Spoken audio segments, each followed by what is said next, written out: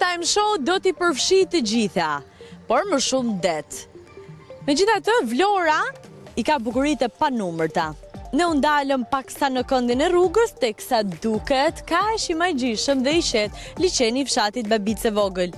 Qëllimi në fakt i këtij momenti nuk është vetëm kjo ndalesë këtu, por është një intervistë e cila më pas do të na dërgojë në një aktivitet dhe aventurë shumë të bukur. Xhiro me kuaj, që ne do t'i bëjmë me Gentianen. Gentian, mirë se gjej. Mirë se vini. Faleminderit shumë dhe jam e bindur që do kalojmë shumë bukur me kuajt e tu. Shpresoj që nuk po bie. Ti je bindur kurse unë do të konfirmoj që vërtet do të kalojmë bukur, nuk do të biesh dhe do ta shijosh në maksimum. Xhiroja me kuaj ku konsiston, nga fillon, si e ke menduar? Atëherë, shëtitja fillon nga një vend, nga një kodër mbi qytetin e Vlorës, që quhet Qafa e Topit. Kalojmë nëpërmjet ullinjve atje të plantacione ullinjsh dhe kalojmë rrugën këtu dhe ajo më e gjata akoma përfundon në fshatin Kërkov.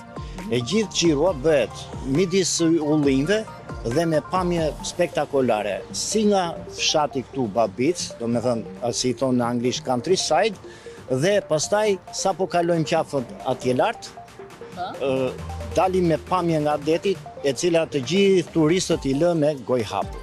Tani do ma kam mësuar fjalën e mrekullueshme në të gjitha gjuhët. Do ma thuash me çfarë pamje? Po, nga siç di ti ta thuash. Atëherë, me pamje të bregut të detit, domethënë të lagunës së Nartës, të Zvërnecit, të Ullishtes, që e kemi shumë pranë, duket sikur je në avion, por shumë afër tokës. Llogarit se je edhe me kuaj. Edhe me kalb. Domethënë është një gjë që e paharrueshme.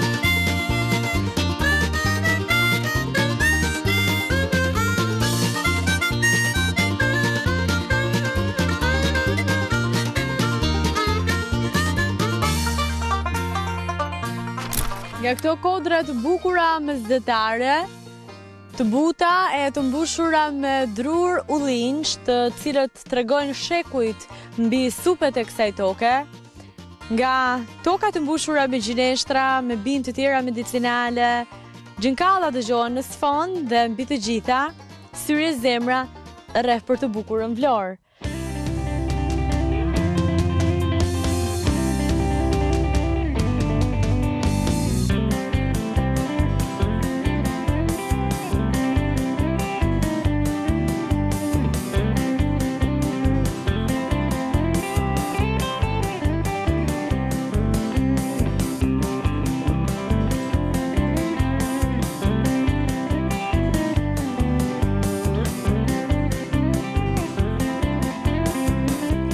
Të bashkjetosh harmonikisht me kuajt është më shumë një mision shpirtëror sesa një punë e përditshme.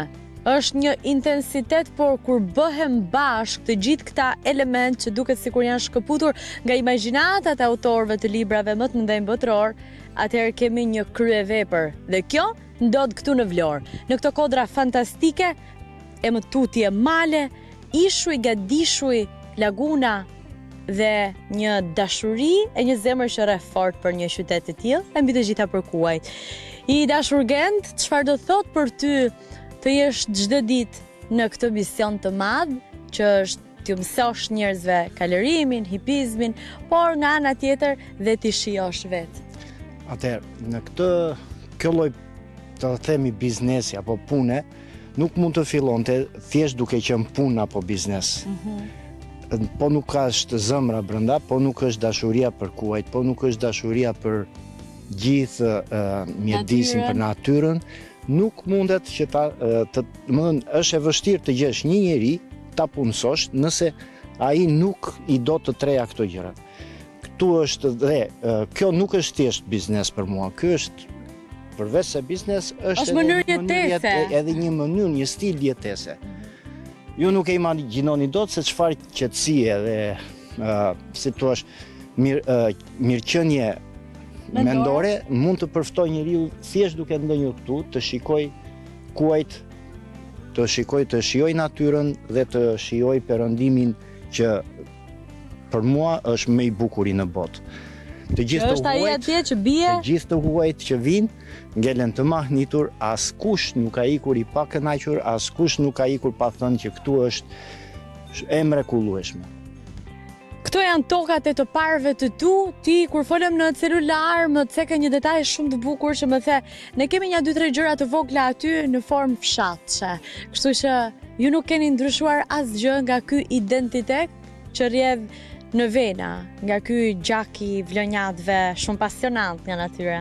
Atëherë, ideja ime fillestare për të bërë një gjë të tillë ka qenë gjithmonë ta mbaja një gjë të vogël, një gjë sa më pranë natyrës, një gjë sa më pranë tokës, dhe pa u munduar që ta bëj si një biznes të madh multimilionar apo dreqe shejtan, thjesht duke menduar që të ofroj atë çfarë ne kemi. Shpesh me të huajt bëj edhe këtë shaka, u them unë nuk ofroj shëtitje me kal, unë ofroj natyrën, sepse shëtitje në natyrë me kal është një gjë që unë nuk mund ta përshkruaj, është një bukuri, është një diçka që nuk ka fjalë që ta përshkruaj. Që buron nga zemra dhe është emocion i madh. Tani më thuaj pak, të huaj që vinë kryesisht nga janë dhe mbi të gjitha kur largohen, unë di që ti ke përshtypje shumë të mira prej tyre, çfarë ju bën më shumë ti përshtypje? A është dashuria jote për atë dheun në tërësi? Është forma jote si komunikon me ta? Nga ana tjetër është mënyra se si ke zgjedhur që ti vendosësh gjitha element bashkë dhe të bashkëtosh? Atëherë, e para që i godet është natyra. Do me thënë, për natyrën, ata gjithmonë kanë fjalët maksimale. E dyta është mikpritja, është mënyra jone të sjellurit, të cilën do ta rekomandoja që ta kemi parasysh të gjithë, të mos harrojmë që jemi shqiptar dhe t'i presim ashtu siç dim ne shqiptarët i presim të huajt. Këtë e kam për të gjithë ata që punojnë në fushën e turizmit, meqense më dha mundësia.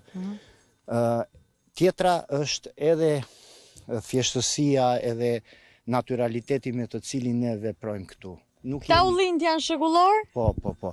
Edhe një gjë tjetër, hobi im gjithkohës që kur kam qenë i ri, domethënë të lexoj dhe të lexoj mbi të gjitha për historinë dhe historinë e lashtë të Shqipërisë.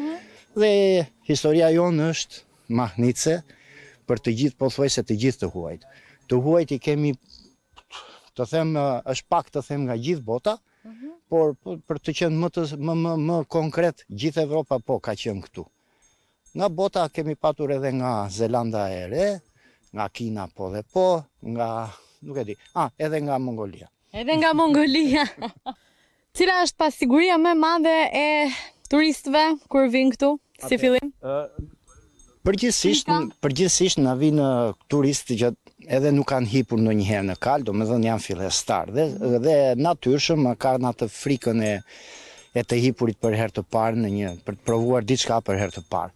Fal Zotit kam punuar ca kohë si mësues edhe kjo ana e ofrimit me anën psikologjike më ka ndihmuar goxha. I menaxhon mirë. Dhe po të lexosh edhe review-t, po thuajse që të gjithë thonë që mënyra ime për t'i spjeguar, për t'i ndihmuar, qasja ime i ndihmon goxha. Cila është aventura më e çmendur që ti ke bërë? Qoftë me kal, me parashut në këmbë, çdo gjë që me atë ta mbyllim këtë kapitullin e një vlonjati 24 karat. Trim. Okej, se ne vlonjatët nuk jemi gjithë trima, po jemi trima. Më ka pëlqyer gjithmonë aktivitetet në natyrë, nuk më pëlqen shumë të fluturoj, i dua këmbët në tokë, edhe me këmbët e kalit jam mirë, po vetëm të mos i shkëput fare nga toka. Gjithkohës kam qenë me natyrën, sidomos këto, si të thuash jo, barbecue në natyrë, të fjeturit në natyrë. Kam qenë një nga të parët që kam zbuluar atëre Gjipeun për shembull kur askush nuk shkonte atje. Po si e ke zbuluar? Kisha ca shok shumë të mirë. Alketi Islamin për shembull që na çonte. Është shok i gjithë Shqipërisë Alketi, me ato investim, me ato kontribut që jep. Po, ai ishte nga. Çaj mali është ky? Të gjitha këtu të malit janë. Mos s'ka fushe. Aha, Alketi? Alketin, Sajmirin, Kodrën, nga ata të parët të cilët e donin shumë natyrën, edhe nga ata e kam pak ca lidhje me ta. Ç'të them më? Aventura, kur eksplorojmë rrugë të reja. Ajo është aventurë për neve. Edhe kali është i pasigurt, ne duhet ta shtyjmë. Ke rënë ndonjëherë prej ti? Kur ka qenë ere fundit do të thësh. Mirë, çfarë ka ndodhur? Cili është incidenti më i rëndë? Përgjithsisht kam rënë kur kemi qenë duke i stërvitur, kur më kanë rrëzuar. Jo kur jam duke ecur. Kur jam duke ecur nuk kam rënë. A ka shqiptarët interes për hipizmin, edhe pse ne jemi rritur muaj, po hipizmi është sport luksi, quhet ditët e sotme. Atëherë, po të pyesësh shqiptarët, domethënë as vetë shqiptarët nuk e dinë që ata e duan kalin shumë. E duajnë të gjithë. Janë disa që tërhiqen nga frika, disa nga ana ekonomike, por në përgjithësi shqiptarët e duan kalin. 70% e shqiptarëve kanë jetuar në fshat. Dikur në çdo shtëpi të fshatit kishe një kal, një gomar ose një mushk. Edhe unë vetë ashtu i kam hapat e para, kur vija tek gjyshërit e mi në përmet, dhe bridhja me kuaj si benjecën vetë fiks e kam bërë edhe unë. Për të na shtuar dhe më shumë të gjitha elementet të cilët ne i përmendëm si copza të historisë së një kombi që jeton mes historisë, lashtësive, trashëgimisë kulturore, natyrore dhe njerëzve me zemër të madhe.